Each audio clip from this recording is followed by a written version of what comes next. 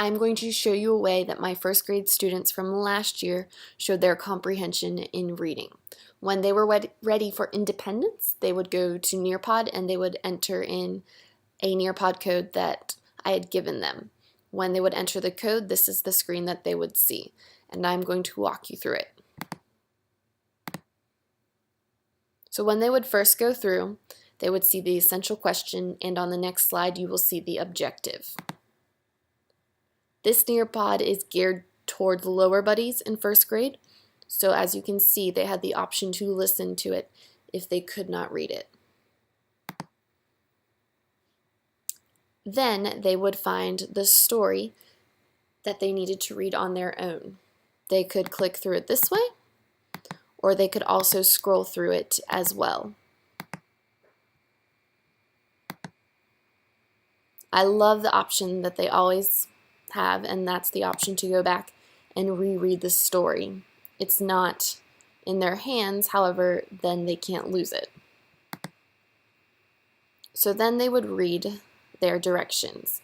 I often put this multiple choice question in just so they could start thinking in the right direction, and I loved seeing what they were thinking. Once again, they also had the option to listen to it if it was too tough for them to read.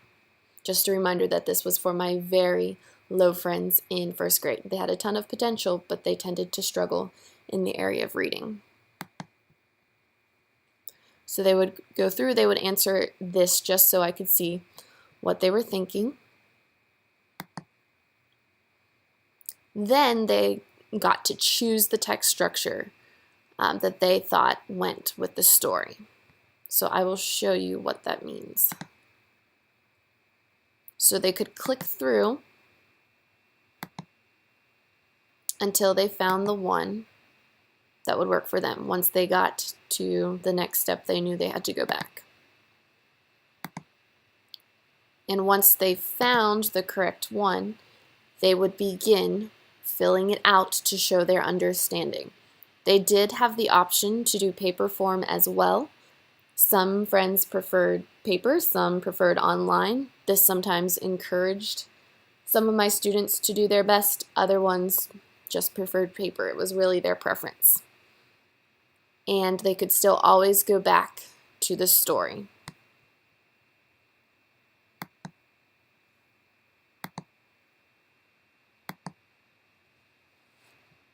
And then on the next slide, they would show their understanding of the central message. Now this one, I did not give them a paper option. I had them just do it online. And the reason is because a lot of things are only online nowadays when it comes to math and different things like that. And most of my students, after some practice, succeeded with answering different questions online. And that was the end of the Nearpod. I love this because students show their comprehension, and this is at the point where they were independent. So it was really neat to go back and see all of their learning and see the parts where they excelled and parts where we needed to go back and reteach. So I feel like Nearpod is a wonderful tool for comprehension.